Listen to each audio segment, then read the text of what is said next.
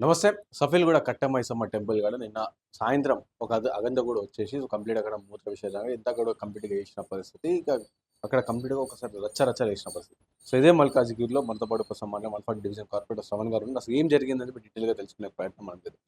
స్వామి నమస్తే. ఏం జరిగింది అసలు? అంటే మీ ఏరియాలో, మీ డివిజన్‌లో సో, పక్కనే సఫీల్‌గూడ అని చాలా మంది తిరుగుతారు. పైన పార్క్ ఉంటది. అండ్ కింద పబ్లిక్ కూడా కూరగాయలు కూడా మార్కెట్ జరుగుతది. సో, అలాంటి ప్లేస్‌లో అతను వచ్చి అలా చేయడం అండ్ అలాగే అక్కడ స్థానికులతో మాట్లాడి మస్తు రోజుల నుంచి ఈయనే వ్యాపారం చేసుకుంటుండే అని కూడా చెప్తున్నారు. ఏందసలు ఏం జరిగింది?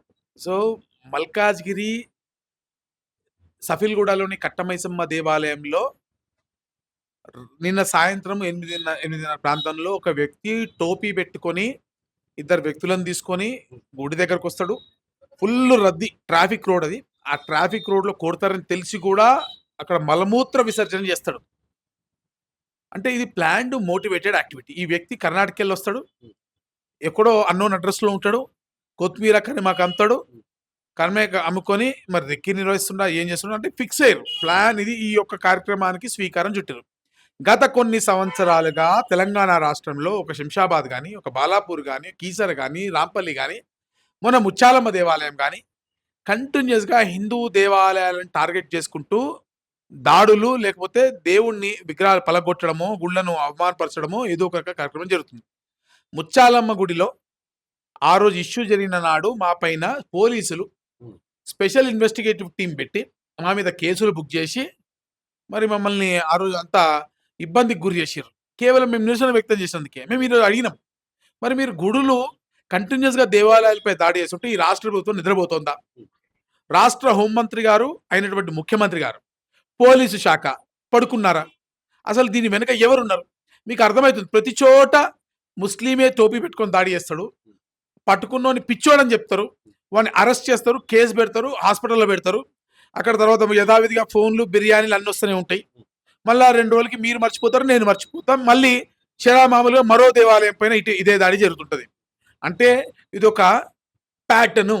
ఈ ప్యాటర్న్‌ని ఐడెంటిఫై చేసి దీని వెనకున్నటువంటి సంఘ వ్యతిరేక శక్తులను, అరాచక శక్తులను కట్టడి చేయడంలో ఈ రాష్ట్ర ప్రభుత్వం విఫలం ఎందుకైతోంది?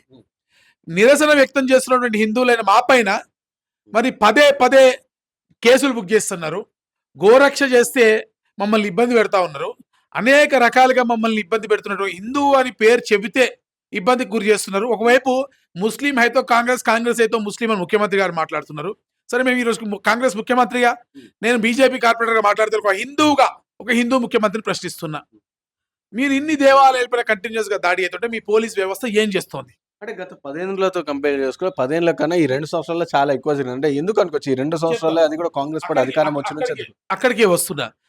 ఇది దేశ వ్యతిరేక శక్తులు, అది రోహింగాల, బంగ్లాదేశీలా, పాకిస్తాన్‌లా లేదా కొన్ని పొలిటికల్ పార్టీలా ఎవరో ఒకరు దీని వెనక ఉన్నారన్నది సుస్పష్టంగా మనకి తెలుస్తా ఉన్నది. 3 సంవత్సరాల క్రితమే నేను రాజకొండ సిపి గారికి లిఖిత పూర్వకంగా నా యొక్క లెటర్ ప్యాడ్ మీద ఒక ఫిర్యాదు ఇచ్చిన. మా ఏరియాలో అన్నోన్ ముస్లిం ఫేసెస్ కనబడుతున్నాయి. మా లోకల్‌లో ఉండే ముస్లిమ్స్‌ని మేము గుర్తుపడతాం. వాళ్ళు ఇటువంటి పనులు చేయరు. అన్నోన్‌గా ఎక్కడి నుంచో వస్తున్నటువంటి వాళ్ళు ఇక్కడ ఆధార్ కార్డులు, ఓటర్ ఐడీలు అన్ని సంపాదించుకుంటున్నారు. ఇక్కడ ఇన్ఫిల్ట్రేట్ అవుతున్నారు. మీరు అదేవిధంగా చూసుకుంటే సిటీలో ఒక ప్యాటర్న్ పరంగా మొత్తం విస్తరిస్తా ఉన్నారు. వీళ్ళందరూ ఇటువంటి అరాచకాలకు పాల్పడతా ఉన్నారు. మీరు ఇంకా ఎక్కువ మాట్లాడితే నగరం నడిబొడ్డుగా అసెంబ్లీ పక్కన ఉన్నటువంటి సీసీఎస్‌లో మీరు కింద సెల్‌లో లోపల పోయి చూడండి. అక్కడ రోహింగాలు ఉంటారు సెల్ లోపల. వాళ్ళని బిర్యానీలు పెట్టి రోజు మేపుతున్నారు పోలీసోళ్ళు. రోజు బిర్యానీలు పెట్టి మేపుతా ఉన్నారు. ఎందుకంటే నన్ను అరెస్ట్ చేసిర్రు కదా! నన్ను కూడా హిందూ సమాజానికి సంబంధించిన గొంతుకు వినిపించినందుకు అరెస్ట్ చేసి జైల్లో పెట్టినప్పుడు చూసినా నేను కూడా క్లియర్‌గా. బిర్యానీలు పెడుతున్నాడు కదా! మరి ఈరోజు హిందూ సమాజాన్ని పైన దాడి జరుగుతుంటే ఎందుకు నిమ్మకు నీరెత్తినట్టుగా ఉన్నారు? ఏ మస్జిద్ పైన ఎందుకు దాడి జరగట్లేదు? ఏ చర్చ్ పైన ఎందుకు జరగట్లేదు? ఏ ఇతర ప్రార్థనా సంస్థల పైన ఎందుకు జరగట్లేదు? కేవలం హిందూ దేవాలయాల టార్గెట్‌గా కేవలం కొంతమంది ముస్లింలు టోపీ పెట్టుకొని మరి కావాలని చేస్తున్న దాంట్లో అర్థం ఏంటి? దీని వెనుక ఉన్నటువంటి శక్తులు ఎవరు? ఇప్పుడు ఎవరైతే చేస్తుర్రో వాళ్ళు ఒక కీలు బొమ్మ మాత్రమే. వాళ్ళని బ్రెయిన్ వాష్ చేసి పంపిస్తా ఉన్నారు. అంటే వీళ్ళు ఒక టెర్రరిస్ట్ లాగా అన్నమాట. టెర్రరిస్ట్ లాగా ట్రైన్డ్ యాక్టివిటీ. మీ సికింద్రాబాద్‌లో చూస్తే హోటల్ రూమ్‌లో ట్రైనింగ్ చేసి పంపించారు. మరి ఇటువంటి ట్రైన్డ్ యాక్టివిటీ జరుగుతున్నప్పుడు వెనక ఉన్నటువంటి వాళ్ళు ఎవరో మీరు ఎందుకు తవ్వి బయటికి తీయట్లేదు? స్పెషల్ ఇన్వెస్టిగేటివ్ టీమ్‌లు ఇయ్యాల్సింది మా పైన కాదు. ఎవరైతే అరాచకానికి పాల్పడుతున్నారో వాళ్ళపైన వేయండి అని చెప్పి మేము డిమాండ్ చేసినాము ఈ రోజున. సరే చివరికి ఫైనల్‌లో డీసీపీ గారు వాళ్ళందరూ కూడా మల్కాజ్గిరి సెపరేట్ పోలీస్ కమిషనరేట్ అయింది కాబట్టి పోలీస్ కమిషనర్ గారితో మాట్లాడి పోలీసులు, ఎంఆర్ఓ గారు అందరూ కలిసి ఇది ఇమ్మీడియేట్‌గా సిట్ ఏర్పాటు చేస్తున్నామని తెలియజేసిర్రు. ఈ స్పిట్ ద్వారా పూర్తిగా ఎవరు దీన్ని వెనుకున్నారో తెలవాలి. ఎందుకంటే ఇది చిన్న విషయం కాదు. నిన్న సికింద్రాబాద్‌లో ముత్యాలమ్మ దేవాలయం, ఈరోజు కట్టమైసమ్మ దేవాలయం, రేపు ఇంకో దేవాలయం అయితది. ఇది కంటిన్యూయస్‌గా జరుగుతూనే ఉంటది. దీన్ని వెనుకున్నటువంటి కుట్రను ఛేదించాలి. ఒకవేళ రాష్ట్ర ప్రభుత్వానికి చేత కాపోతే, రాష్ట్ర పోలీసులకు చేత కాపోతే కేంద్ర ప్రభుత్వం సహాయం తీసుకోండి. కేంద్రానికి అప్పజెప్పండి ఇది. కేంద్రం చూసుకుంటది. కాబట్టి అందరూ అంటే ఇక్కడ నేను బీజేపీ, కాంగ్రెస్ పొలిటికల్‌గా మాట్లాడతాను. కానీ అందరూ కలిసి కలెక్టివ్‌గా ఈరోజు హిందూ సమాజం కూడా మనం కూడా సిగ్గు, శరం మనం కొంచెం తెచ్చుకోవాలి. ఎందుకంటే ఇదే సంఘటన ఒక మసీద్ పైన జరిగితే వేలాది మంది రోడ్లపైన ఈరోజు స్తంభింపజేసేవాళ్ళు. వేరే క్రిస్టియన్‌లకో, ఈ సిక్కులకో జరుగుంటే వేలాది మంది, లక్షలాది మంది తిరిగేటోళ్ళు. మనమందరం బయటికి రాలేకపోతున్నాం కదా! మనం నిలబడలేకపోతున్నాం కదా!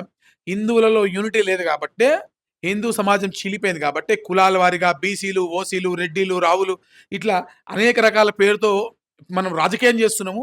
సమాజాన్ని చీల్చేస్తున్నాము. కాబట్టే ఈ విధంగా హిందువుల్లో యూనిటీ అనేది తగ్గిపోయింది. ఈరోజు ఆవేశం వచ్చి ఈ ఒక్క రోజుకే మేము చేస్తాం. మళ్ళీ తెల్లారికెళ్ళి నిద్రపోతున్నాం అంటే కాదు. లవ్ జిహాద్ జరుగుతోంది. హిందూ సంస్కృతి సాంప్రదాయాలపై దాడులు జరుగుతున్నాయి. పూల షాపుల నుంచి పంక్చర్లేసే వరకు ప్రతి ఒక్కళ్ళు ముస్లింలే ఉంటున్నారు. ఎక్కడా హిందువులు కనబడతలేరు. ముస్లిం పాపులేషన్ విపరీతంగా పెరుగుతోంది. హిందువుల పాపులేషన్ తగ్గిపోతుంది. మన యూనిఫామ్ సివిల్ కోడ్‌ని ఒప్పుకోవడానికి వాళ్ళకి ప్రాబ్లమ్. మన వందే మాతరం పాడడానికి వాళ్ళకి ప్రాబ్లమ్. భారత్ మాతాకి జై అనడానికి మన ప్రాబ్లమ్. మనం పోయి వాళ్ళ టోపీ పెట్టుకుంటాం. వాళ్ళు మన బొట్టు పెట్టుకోరు. మనం భాయ్ భాయ్ అంటాం. వాళ్ళు భాయ్ భాయ్ అనరు. సెక్యులరిజం సెలెక్టివ్‌గా పనిచేస్తోంది. హిందువులు మాత్రమే సెక్యులర్‌గా ఉంటున్నారు. మిగతా వాళ్ళకి సెక్యులర్ వర్తించదా? ముస్లింలకు సెక్యులర్‌గా వర్తించదా? నిజమైన క్రిస్టియన్స్ చూడండి మీరు. నిజమైన ముస్లిమ్స్ చూడండి. అంటే ఒరిజినల్ ఉన్నవాళ్ళు, ఈ సంకర జాతి వాళ్ళు కాకుండా ఒరిజినల్ ఉన్నవాళ్ళు నిజంగానే జెన్యూన్‌గా ఉంటారు కొంత. ఈ మధ్యలో వచ్చినటువంటి పాకిస్తానీ, బంగ్లాదేశీ సంకర జాతి ఉన్నారు కదా! వీళ్ళలోనే వచ్చిన సమస్య. ఈ ఇన్ఫిల్ట్రేటర్స్‌ని సిట్ ఏర్పాటు చేయడంతో పాటు వెంటనే కార్బన్ సెర్చ్ చేయాలి. వీళ్ళందరిని ఐడెంటిఫై చేయాలి. వీళ్ళ ఓటర్ ఐడీలు ఎట్లొస్తున్నాయి, ఆధార్ ఐడీలు ఎట్లొస్తున్నాయి, ఎవరి సహకారంతో చేస్తున్నారు. ఇదివరకు కూడా మీకు గుర్తుంటే birth and death certificate scams పైన పెద్ద ఎత్తున ఉద్యమం చేసినాం.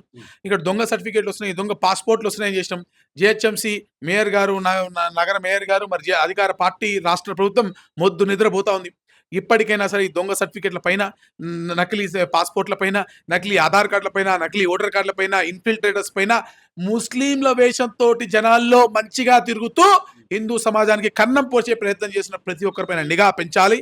హిందూ సమాజం కూడా మేల్కోవాలన్నదే మా పిలుపు.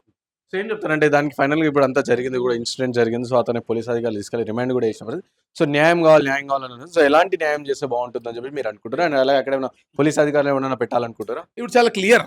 ఒకటండి, ఇది పోలీస్ అధికారులను పెట్టడం అన్నది విషయం కాదు. ఇక్కడ ఏందంటే ప్రతిసారి ఒక పిచ్చోడు చేస్తాడంటారు. ఒకడు చేశాడంటే వాడిని పిచ్చోడని పోలీసులు చెప్తారు. వాడు పిచ్చోడా కాదా మనకు తెలియదు.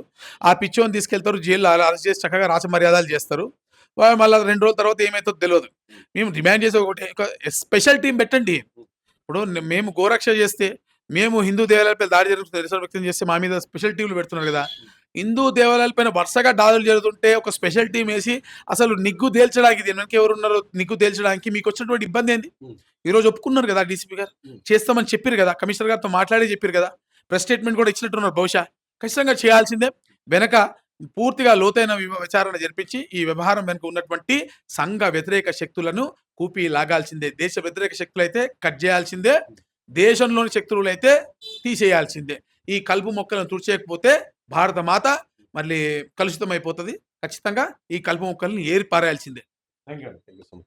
సో విన్నారుగా, ఇది అంటే ఈ విధంగా హిందూ వ్యతిరేక శక్తులు చాలా మంది కూడా వస్తా ఉన్నారు. సో వాళ్ళందరూ కూడా ఇక్కడి నుంచి కాదు, మన తెలంగాణ రాష్ట్రం ఉన్నోళ్ళు కాదు, సో పక్క నుంచి వస్తున్నారు. అలాంటి వాళ్ళందరినీ కూడా ఏరి వేయాలని చెప్పేసి వారు డిమాండ్ చేస్తున్న పరిస్థితి. కెమెరా పర్సన్ సాయితో Rana Pratap reporting for YNTV from Hyderabad.